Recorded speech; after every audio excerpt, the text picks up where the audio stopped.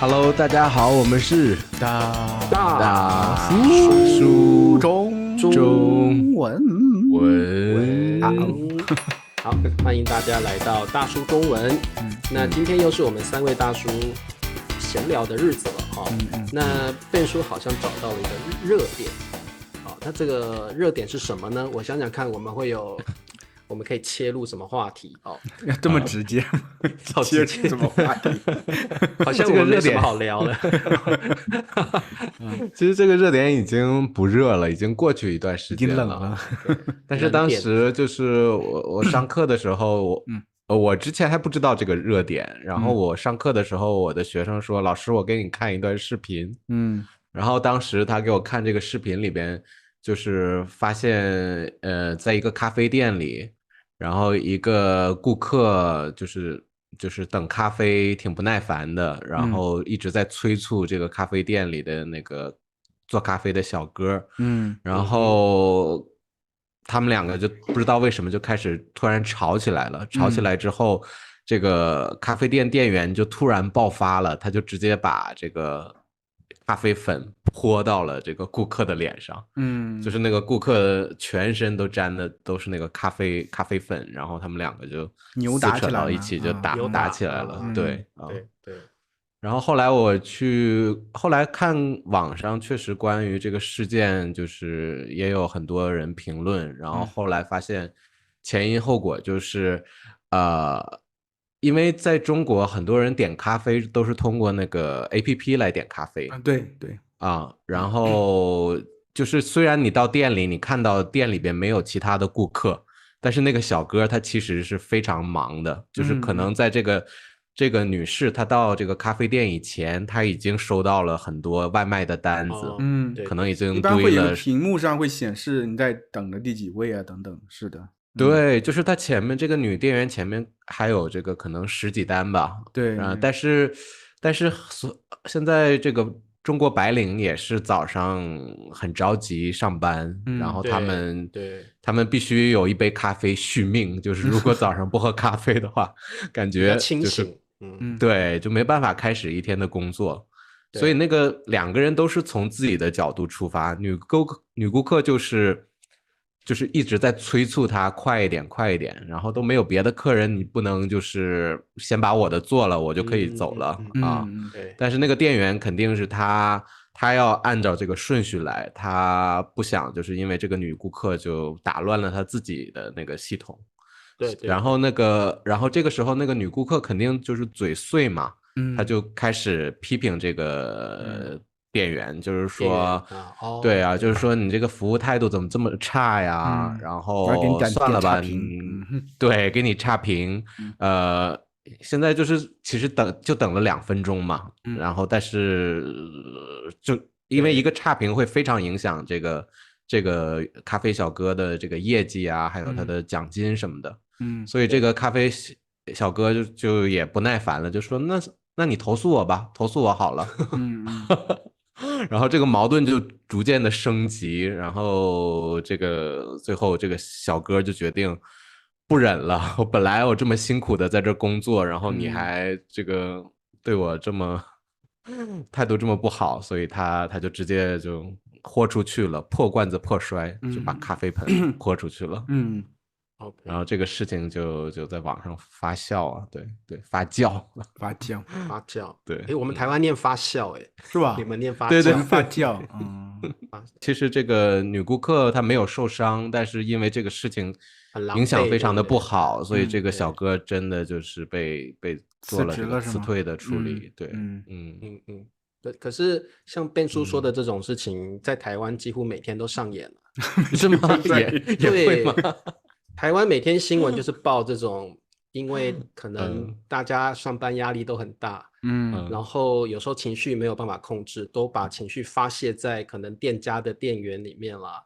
像我们这边台湾很多便利商店嘛，然后我就记得才前几天吧，就有一个新闻，就是晚上凌晨的时候，有一个女生哦，算是30-40岁的女生，她就有点喝醉了，就走进便利商店要买酒，然后买了一瓶酒呢，她就跟店员说：“哎，帮我装袋。”那个便利商店的店员说，抱歉，我们这边是便利商店，没有包装跟装袋的服务。结果那个女生就爆炸了，你们竟然没有给我包装的服务，她就把酒瓶敲碎，然后就把那个酒瓶敲碎之后，那个酒碰到那个店员脸上都是，然后那个碎片还割伤了那个店员的手，然后那个店员吓到了，你就看到那个录像，就他一直退后，那个很怕那个女生，怕他会攻击他这样。对，肯定啊。所以像对，那后来警方逮捕了这个女生，她说没有啦，我喝酒醉了啦，因为我跟朋友吵架，我心情不开心，所以我才会这么冲动嘛。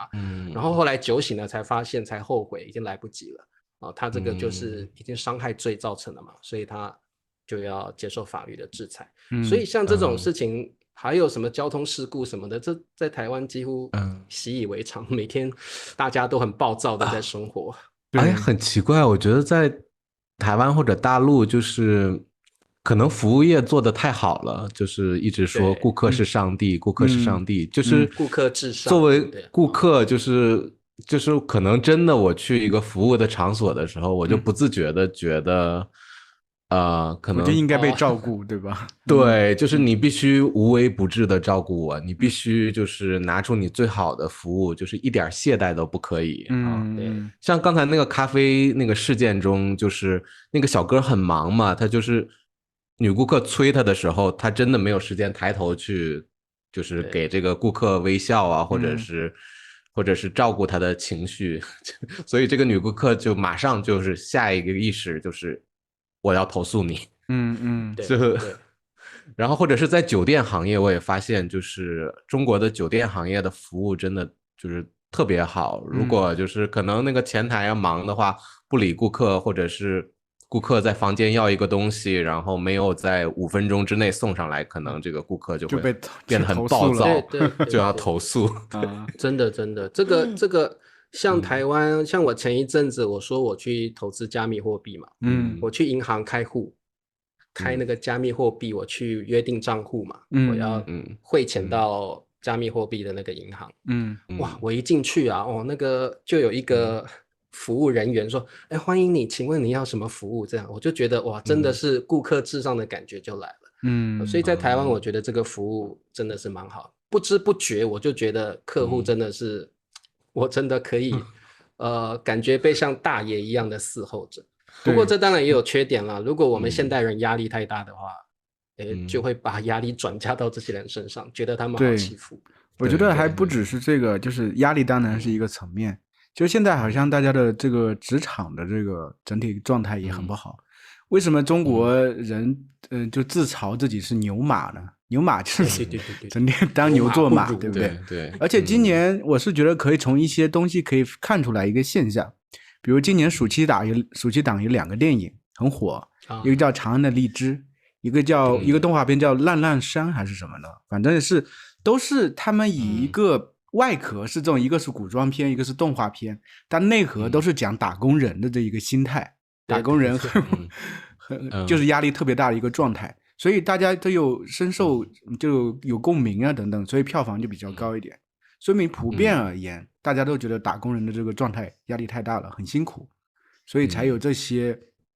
因为前一阵子我记得今年年初的时候，还有很多年轻人在说什么资本啊被资本绑架，资本家怎么太讨厌了等等等等，就是因为好像反抗啊等等，就觉得压力太大嘛。因为说实话，你给别人干活，特别是在公司里头。面对职场这些压力其实是非常大的，我觉得我们可以要忍呢，对啊，工作的时候肯定都要忍，要看老板脸色，跟同事处好关系，然后就是虽然有很多很多的不情愿，但是都会这个默默的承受去干这些活儿。那我可以理解，就是下班了去一个别人伺候你的地方，对吧？然后把情绪都发泄到他们身上去。对。所以我觉得今天的主题出现了，就是压力啊。这个大家应该也很好奇，我们3位大叔的压力大不大，对不对？大家好奇吗？不好奇，不好奇，一定要好奇哦。我们来聊一聊压力好了。先从Ben叔开始聊好了。Ben叔，你觉得你的生活压力大吗？如果大，你是怎么去排解？然后你的来源是什么？它很多因素吧，就是有时候自己对自己的要求比较大。你会对笨叔会对自己有什么方面的要求，导致会有压力出现？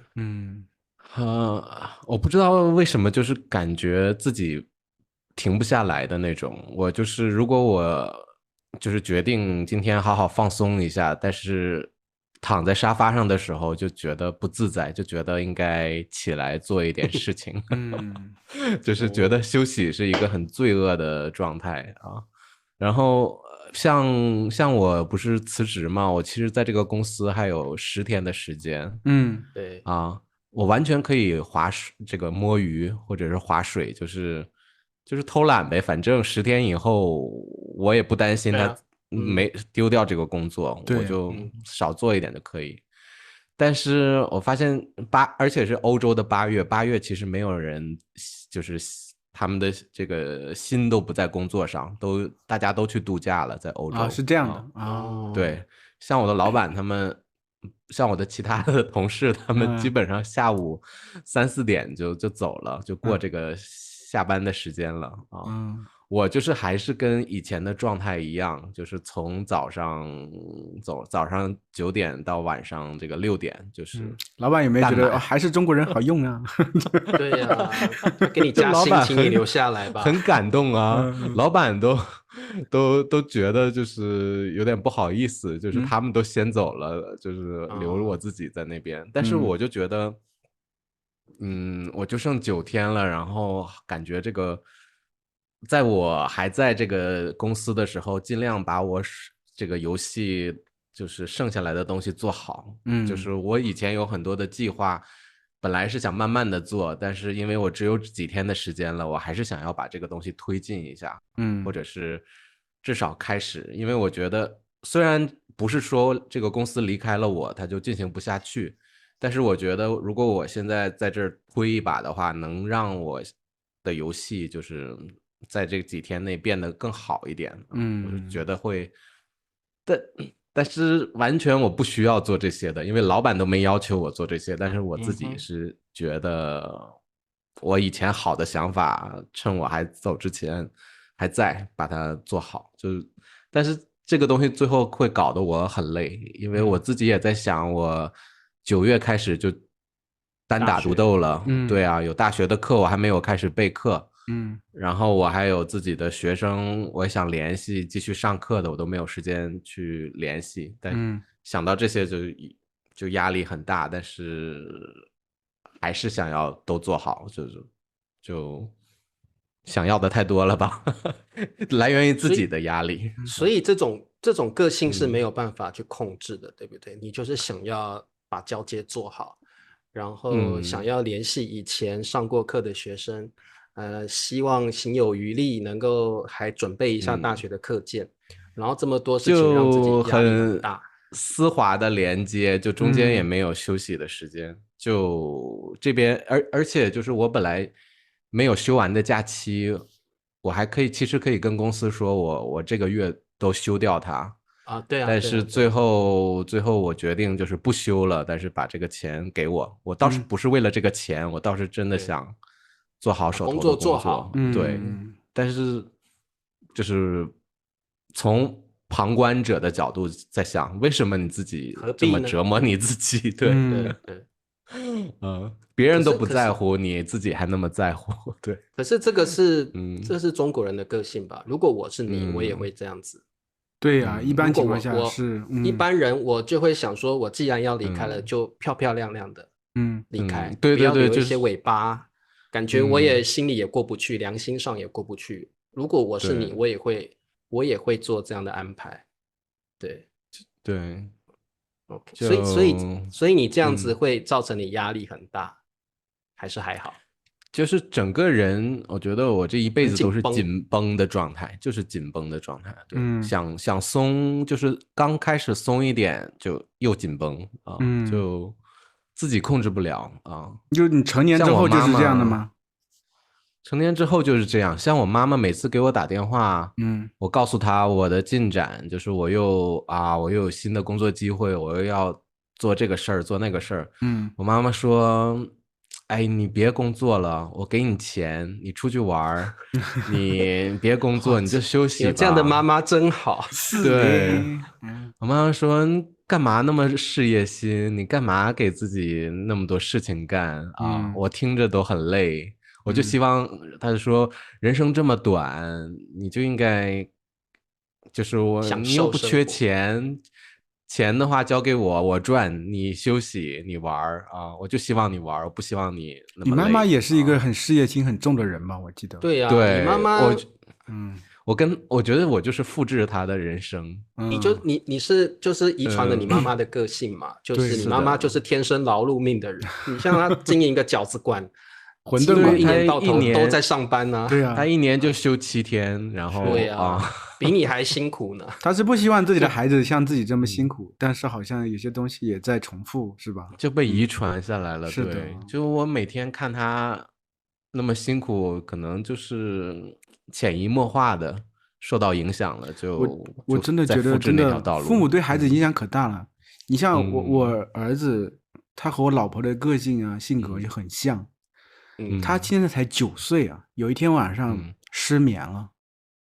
4点多醒来，9岁就失眠，会不会太早？4点多醒来睡不着。他晚上睡觉前要翻腾很久才能睡着。就是他和他妈妈就很像，就是心思也比较重，也想的比较多，也比较敏感。我觉得有些东西他是天生的，会有很多的关系。你就会习惯性的这样去做。我觉得控制不住，特别是面对压力的时候，可能更是如此。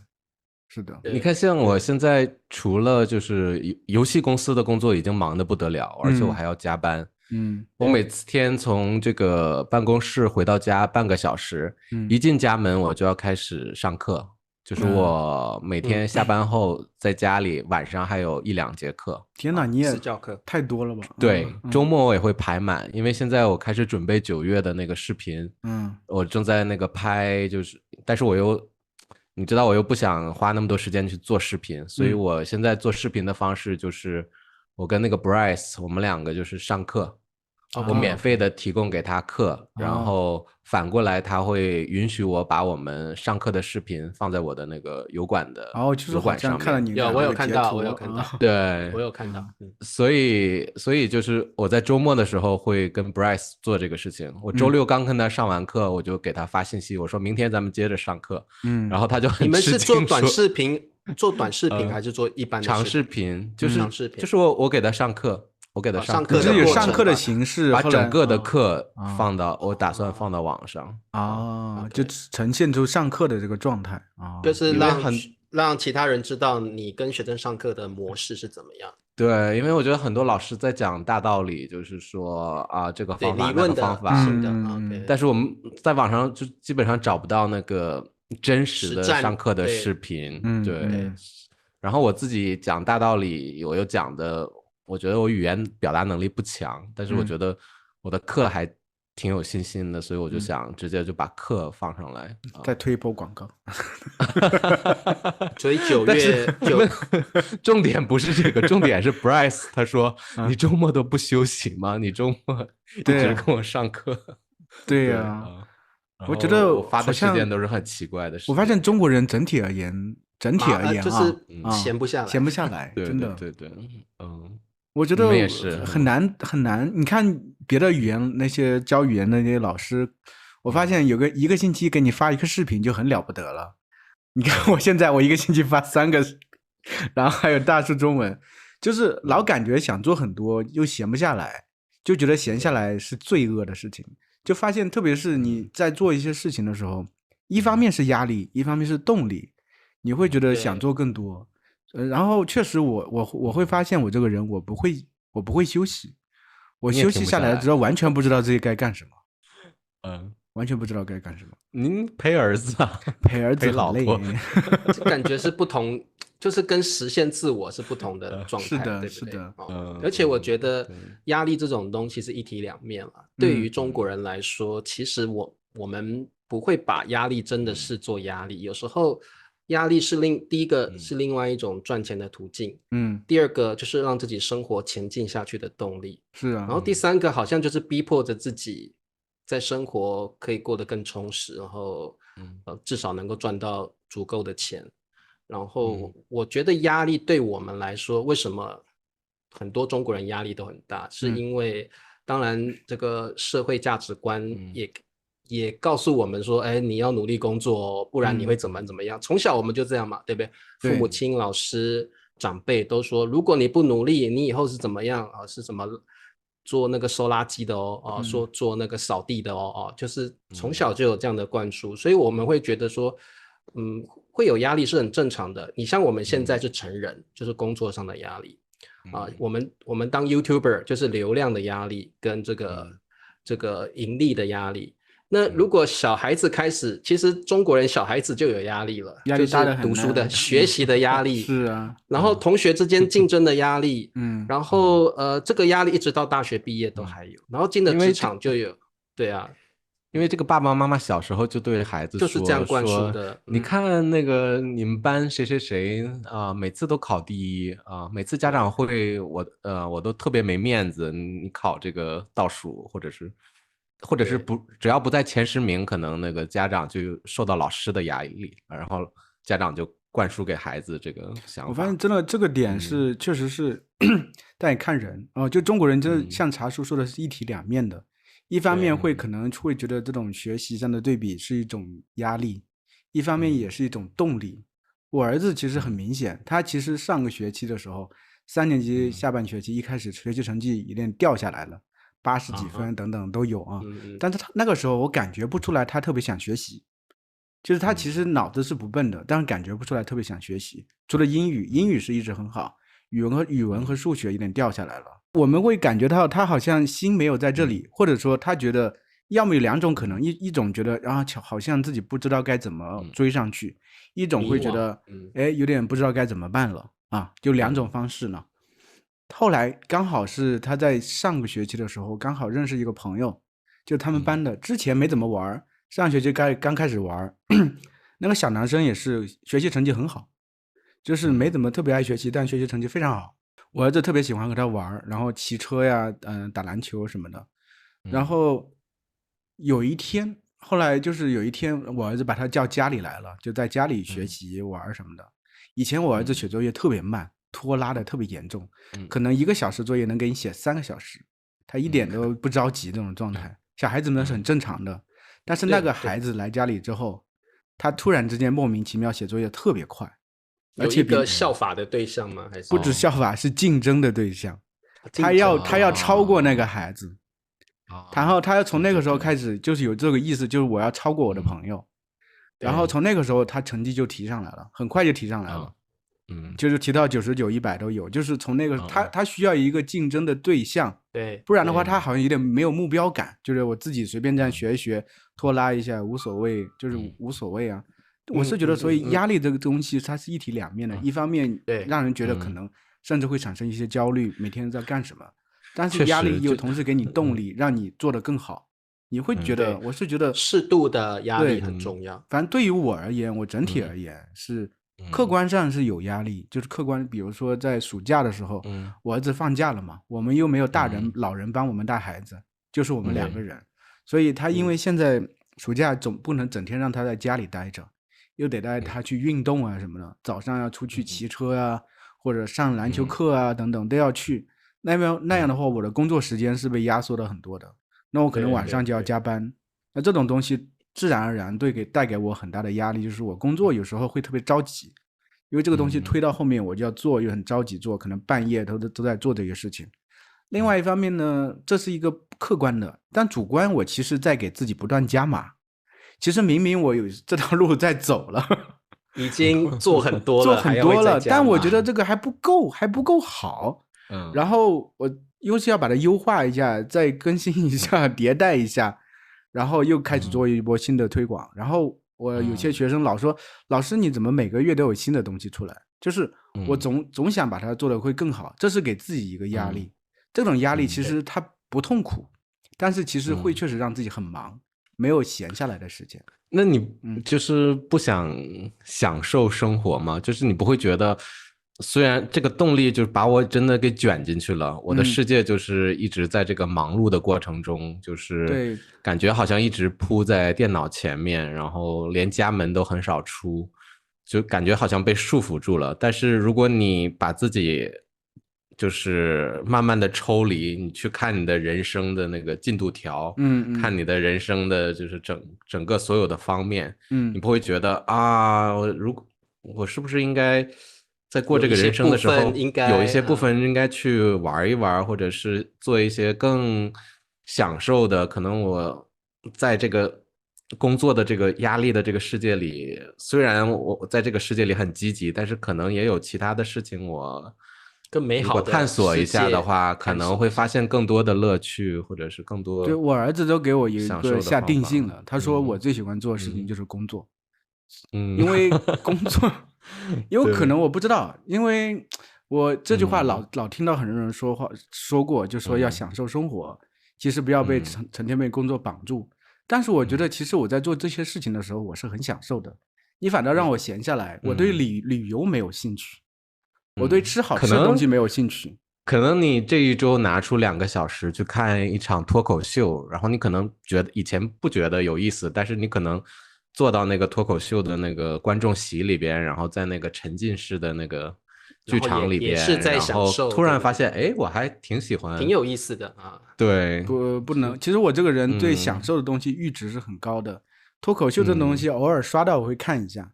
你让我花很多时间，还要开车去那个地方，再坐在那里，再听完还要回来，我觉得很浪费时间，很浪费时间。看大叔中文就好了，不用去看脱口秀。对，不是我会觉得我会做这种事情。有时候闲下来的时候，我会喜欢琢磨文字的东西。比如说我最近会在这个看《红楼梦》的时候，我会觉得，哎，这些对话写的挺有意思，这些有些描述挺有意思，这个东西能带给我愉悦感。我是觉得可能带给每个人的愉悦感的东西不一样。就是对我而言，我天生是相对而言是喜静的。我真的不喜欢旅游，到处去看，什么看世界啊，对我一点吸引力都没有。说实话，你到处去走，去什么吃好吃，对我一点吸引力都没有。我的旅游永远是被动的，比如说家人要出去，我陪他们去玩，去哪个地方看到他们开心，看到他们开心，我是很好。我不需要通过这些东西长见识，因为对我而言它没有意义。但是你现在要推出你更多的内容的时候，推出更多的课的时候，它也可能会占到你阅读的时间，就是享受的这种独处的阅读的时间。还好，是不是还好？也是有时间。其实我觉得灿叔需要的是一种叠加式的这种感觉。我的意思就是说，工作一方面给予他实现理想的方式，一方面最重要是他可以获得额外的成就感。对，那可能旅游或者看脱口秀，并没有这种很让他满足的成就感。所以我觉得这个在某些工作狂的眼里，其实为什么工作这么重要？因为工作给他额外的愉悦感跟成就感。对，这个是在享受旅游。你可能在看歌剧、看脱口秀，这里面享受不到的东西。对，有的人的确是这样。对啊，是的，是的。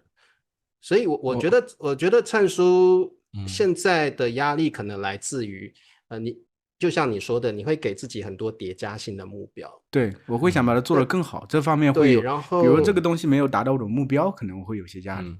但是其实还是会稍微暂停一下。我可能会稍微去走一圈，回来我觉得，哎，我有另外一个思路了，我也可以继续往前推进了，会这样去做。但是我是觉得，因为每个人的整体而言，其实我是觉得更大一个原因是什么？我今年39岁，我可能觉得我在可能大学毕业前就是之后的10几年，我都是在浪费时间，我是在消磨光阴的。我其实是挺闲的那个时候。我真的是在享受生活，我没干什么，我压力也不大，因为说实话，我父母家经济也还好，我老婆家经济也还可以，所以整体压力并不是特别大。但现在随着孩子慢慢长大，我也发现我自己好像能做点什么东西，而且这个东西好像是我能做得到，别人未必做得好，我也比较擅长的东西，那我就会想投入更多时间精力去把这个东西做得比较好。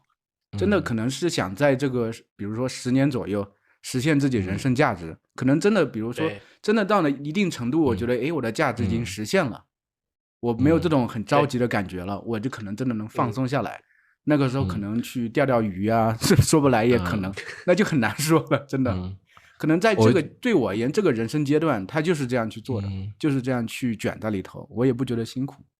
对，我就特别理解你，我是本质上跟你是一样的，但是就是我会觉得，就是因为我们每次达到一个目标或者做好一个事情的时候，那个成就感会让我们接着去重复这样的事情，就是被卷进去了。就是我现在就是自己就是卷进去，我其实也是享受的，但是你每天上课，学生跟你说啊，他去哪露营啊，或者他什么冲浪啊，或者是他做这个做那个，你会觉得就是可能我的人生还有其他的领域没有探索过的，我也很喜欢，也给我同样的这种工作给我成就感带来的成就感一样的那种幸福感啊，所以就是我为什么辞掉我的那个之前的工作？本来我是想买房子的嘛，其实压弯这个最后的这个稻草，其实就是我的学生跟我说，老师你为什么就是沉浸就是执迷于去买房子啊？你这个买房子虽然还有1年的时间，你坚持一下，你在这个工作你就达成你的目标，但是说不定你活不到1年，你下个月你就死了。好扎心，对。变数很好玩，我跟我哥聊到说，先敲3下，我跟我敲一下，赶紧敲木头。我跟我哥聊到说，变数要在西班牙买房子，他说傻啦，变数是傻啦。你在那个西班牙某一个城市买房子，那你如果哪一天要换一个大学去教书的时候，那你是不是又怎么办呢？你在这个地方买了房子，所以就是我哥就说不用你啊，就是钱省下来享受生活，说不定以后真的在大学教书有名了，你会在很多所大学去教，你就到可能那个大学里有宿舍，你还可以住宿舍，又省了一笔钱。那可能再过20年，你想家了，你可能回中国了，对不对？那你如果在西班牙买房子，背个房贷这么多年，那结果过了20年又要回中国去住，那不是就在这边生活这么多年，感觉你的文化还是就是根深蒂固，就是在我们文化中，就是有房子就代表安定，就是真正的扎根。是的，就是虽然其实真的我不需要这个，但是感觉这个想法就是不知道怎么就扎到我的这个大脑里，就是觉得就我家人也不给我这个压力，没有人说你必须买房子，但是自己就是想得买，好像买了房子是一个成家立业，就是感觉人生里要做的一件事情，一定要做的一件事情。成人的标准，但是我真的不需要，没有那么需要，但是就是给自己一个交代吧。人生有时候会这样，但是真的有差啦。买了个房子，真的心里比较踏实，真的有差。你如果我现在的房子是租的，我可能心里没有像现在那样。茶叔，你翻脸比翻书还快啊！一下子推翻了刚才。真的，就是从小我爸妈就说，哎呀，我们从小到大都租房子，对，那赚钱一定要买房子。那我那个时候，其实我在30岁以前，我已经在上班了嘛。我这个想法还是觉得说租房子有什么，那也没关系啊。但是我后来等到真的把房子买下来了，我真的觉得那个心里的踏实感差很多。对，那肯定。你就觉得落地生根了，然后这里是我的基业。然后我不用再付房租，付着以后这个也不是我的房子的房租，那个踏实感差太多了。是，对啊，对，所以感觉你们的生活还是有某种程度的压力了。你像灿叔可能呢，我没有压力。其实如果聊到我，我说实话，我真的从小到大我不是一个会给自己压力的人。我很有意思，我记得我在国中的时候，那时候升学压力很大，然后我就告诉自己说，现在升学压力那么大，我觉得我的高中生活一定会比现在更幸福。我那时候就告诉我就这样告诉我，然后我就会觉得说，那反正我就这样顺着读书吧。成绩好不好都无所谓，反正我爸妈也没有给我压力。我随便读也，我爸妈是国小毕业嘛，再怎么样都比我爸妈好是吗？对，我都这样想。然后到了高中之后，我觉得我过得好幸福。然后我就告诉自己说，我大学一定可以更幸福。我真的，我每个阶段都这样告诉自己。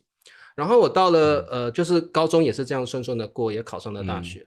考上大学之后，虽然我觉得我的大学没有考得很好，但是我觉得，进入了那个大学，觉得，同学的人都很好，这个校园也很大，然后，我觉得参加社团什么的，我都很开心，所以我到了大学，我真的觉得，我对自己讲说，我真的高中说大学一定会过得更幸福，我真的现在到大学，我过得更幸福了耶。然后我就告诉自己说，现在可能还不够幸福，我以后出社会我应该会更幸福。我就这样告诉自己，一路我不晓得为什么每个阶段我都会这样告诉自己。然后这也不是说给自己一个虚幻的目标，我就是这样一直告诉自己。然后等到我大学毕业之后，当兵2年之后出了社会，我觉得我也蛮顺利的找到工作了。一个出版社当一个编辑的工作。那在这个公司里面，慢慢我也升职，然后赚的钱也慢慢提高。然后我就想说，我大学的时候告诉自己，我工作的时候会更幸福。我现在真的觉得我更幸福了耶。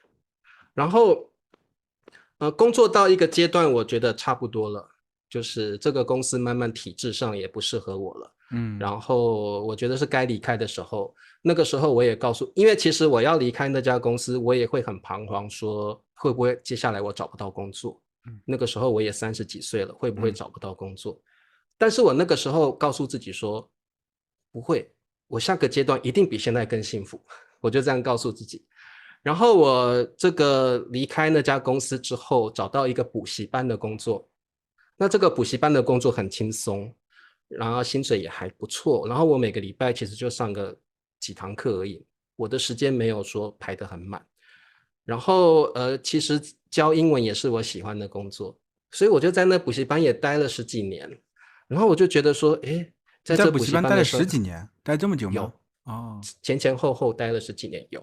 然后我就觉得说，其实不错耶，在补习班又是我喜欢的教学生活，再来薪水虽然不高，但是家用还够。然后我真的也过得很幸福。然后也因为补习班的工作，有很多学生私底下找我去上家教课，所以收入什么都蛮 OK 的。我就觉得做自己的兴趣就是教英文，然后工作压力又不大，工作时数又短，我有很多自己个人的时间可以用。我就觉得说，比我那时候在出版社上班更幸福。然后当我准备要离开那个补习班的时候，因为那个时候新冠病毒嘛，然后那时候就刚好一个工作的转换，我就告诉自己说，我一定会成功的啦，不用担心这个转换，我一定会比现在补习班更幸福。我就这样告诉自己。然后我记得那个时候，我跟很多这个同事也是老师我们每个礼拜有一个俱乐部，就是会练习英文，说英文。那个时候我就因为那个俱乐部是每个礼拜都要换一个主持人，然后当那个礼拜是我当主持人的时候，我就给他们看 PPT， 说今年理查老师的目标怎么过得更幸福。我的目标就是我的 YouTube， 那时候我刚好在 YouTube 创了频道。我说我的 YouTube 理查老师的中文直播课，你们看现在订阅多少？然后大家说33啊，33才开始。我说我就说，我今天就当着你们面，告诉你我的目标，再过1年之后，它会变3300。然后大家就那边呵呵说感觉不可能，这样在笑。然后我就跟他们说，我的目标就是我明年一定可以达到目标，而且我会更幸福。然后结果过了1年，我的订阅变5000多然后所有人都很开心，为我鼓掌，我达到目标了。然后慢慢的也有收入了，我也觉得，我真的慢慢更幸福了。我甚至不用去补习班上课了，慢慢的就是 YouTube 也慢慢经营，有一点成就了。然后后来有做大叔中文嘛，对不对？然后自己的频道慢慢收入稳定了。我离开补习班到现在，就是新冠病毒现在这样到今年的生活，我都觉得说，我真的，我一直告诉自己，我下个阶段会更幸福。所以我今年一开始我也这样告诉自己，我今年要50岁了，还没快了，但是我会告诉自己说，50岁以后我要进入自己的另外一个幸福的阶段。那我今年初到现在，我都在为这个阶段准备，因为我9月底生日嘛，我就告诉自己说，我要给自己的生日礼物就是50岁以后我要过得比现在更幸福。对。然后，所以我觉得，我现在就开始，比如说，我每天会去运动啊，早起啦，我整个生活方式都变了，就是都是今年开始的，整个生活方式都变了。然后我也很想要学新的东西，就像跟你们说过，我想投资加密货币嘛，对，还有一些健身的方法，像瑜伽什么的。然后，而且我之前在聊天的时候跟你们说过，我有时候什么手啦哪里会痛，但是我觉得现在运动之后这些状况都没有了。对，就是我觉得我今年应该可以达成自己给自己的目标，就是生日的时候送自己一个礼物，就是一个新的自己。然后我上个礼拜开始学那个 AI 绘图，很有意思。我想要学起来，就是你们常常在那个 Instagram 看到那些什么猫咪啊怎么样，就是 AI 做的。然后我发现其实有点难，但是我觉得蛮有意思的，所以我在研究。所以如果研究起来，我觉得这个应该也是未来的趋势吧。我觉得就是很有意思啦，因为我觉得现在加密货币我虽然才刚刚接触，我现在已经蛮有心得的了。对，然后其实大叔中文不只是大叔中文，包括我自己的频道，我给自己5年的时间去让它变大，让它变成一个梦想实现的途径。今年我想为自己接下来50岁以后的幸福感奠下一些基础。所以我会告诉自己说去学一点东西，然后如果像我刚刚告诉过你们，就是5年YouTube 经营5年，这是个阶段，那已经快到了，我觉得也小有成就。对我来说啦，我很容易满足，我觉得小有成就了。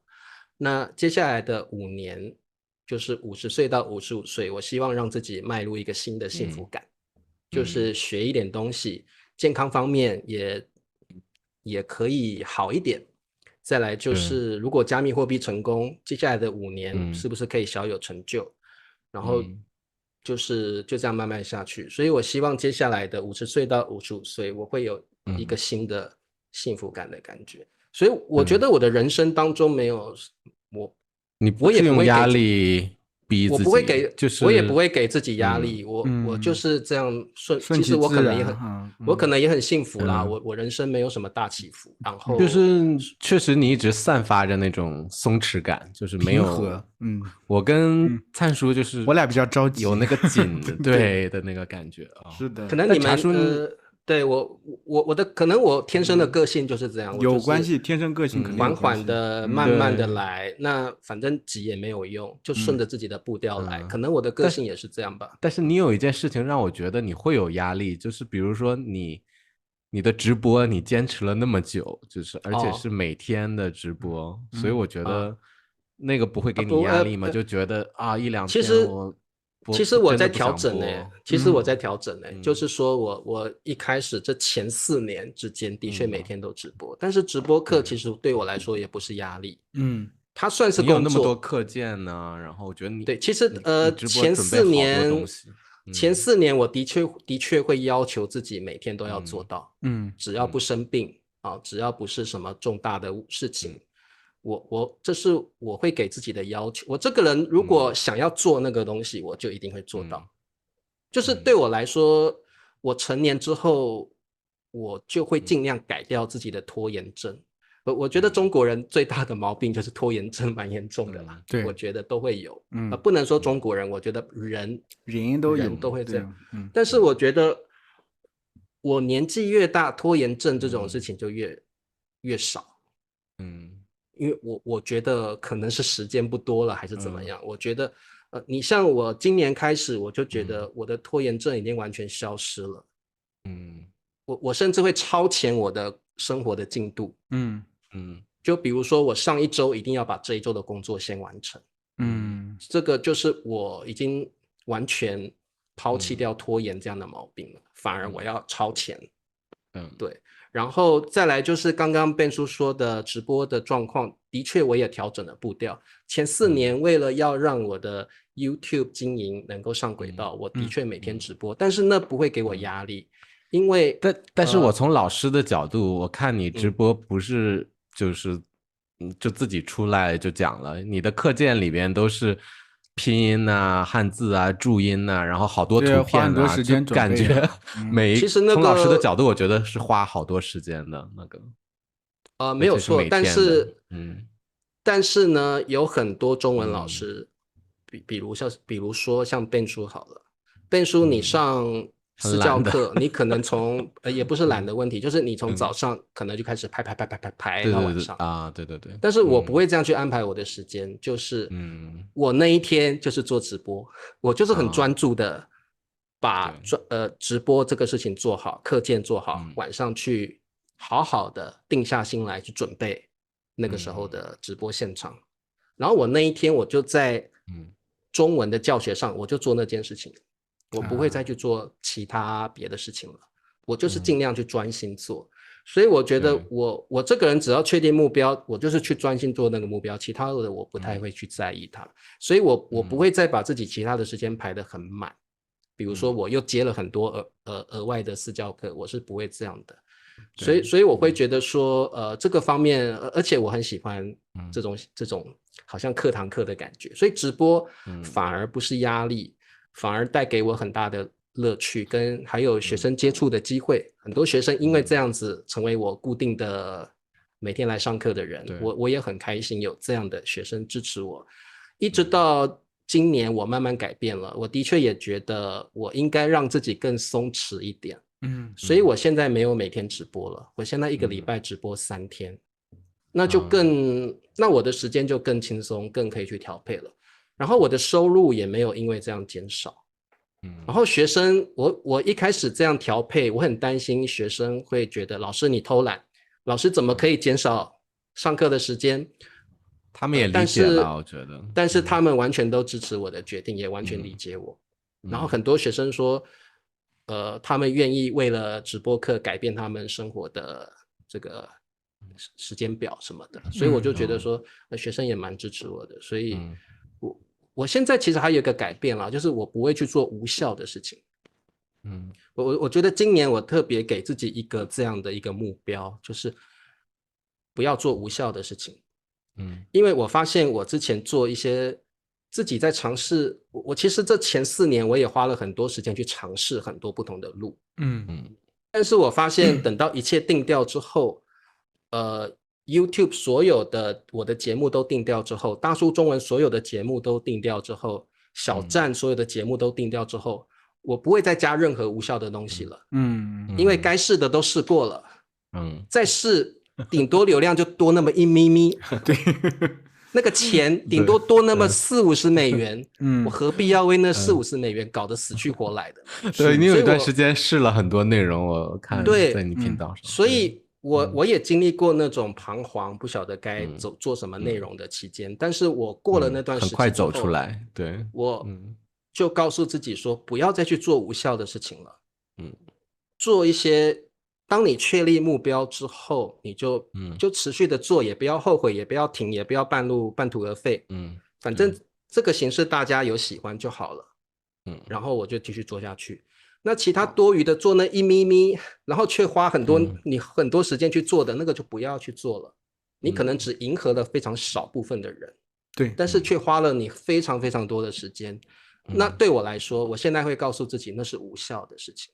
那是没有必要的事情。人生何其珍贵，时间不要浪费在这种迎合一小群人的身上。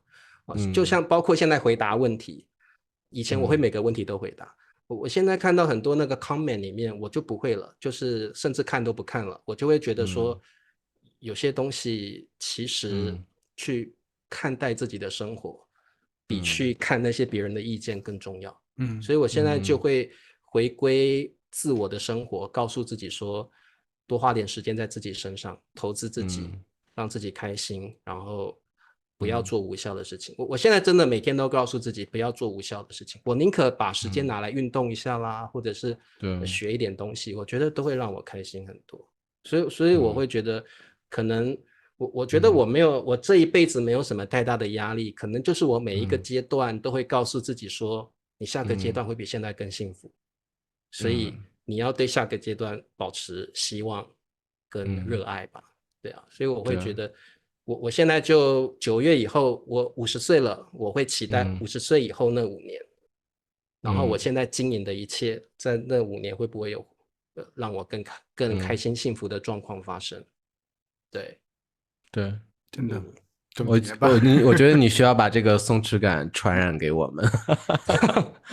我觉得我跟蔡叔就是我们2个可能有一个，当然你们还有因为你们现在刚好是人生的另外一个里程碑。对啊，不一样，30迈入40。是。当我在30迈入40的时候，我也面临一些人生义务上该做的事情。比如说我我30到40岁的时候，那个时候就是我要研究怎么把我的房贷一次性的付完的问题。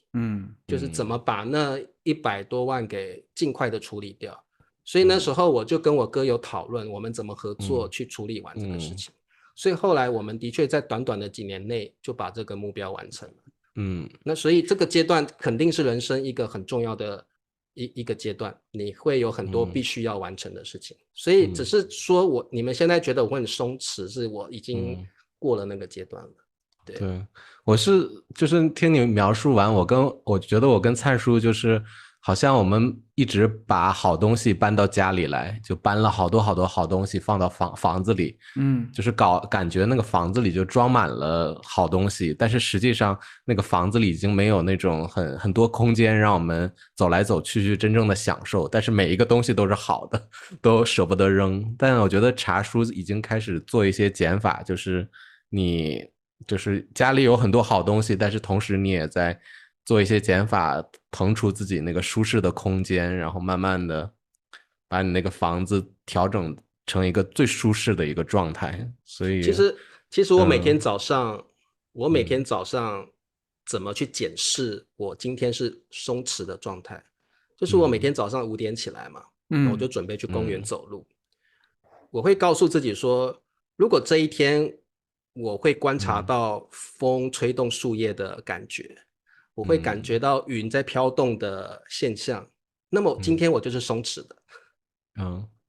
因为一个人如果心里充满了杂念或者是俗物，你根本不会去观察到那些东西。我反过来就是还有5分钟那个课就要开始了，现在我还在坐电梯上楼，我现在马上要打开家门把电脑打开，就做好那个1分钟，上课前1分钟就已经坐在屏幕前，就哪有时间看。所以我每天早上我认为去走公园对我来说是重要的，因为是我检视我的心够不够空，够不够还有那个情调或浪漫去看看这个身边的事物。所以我都会边走就边看，我今天还有心情看看山吧，还有心情看看云吧，还有心情看看树叶吧，有时候有什么蜥蜴跑过去我还有注意到吧。如果都有，那表示我今天是空的，是开心的，是不会被俗物给牵扯的，然后我的心情不会被俗物给影响的，那我觉得我今天就成功了一半，我会这样告诉自己。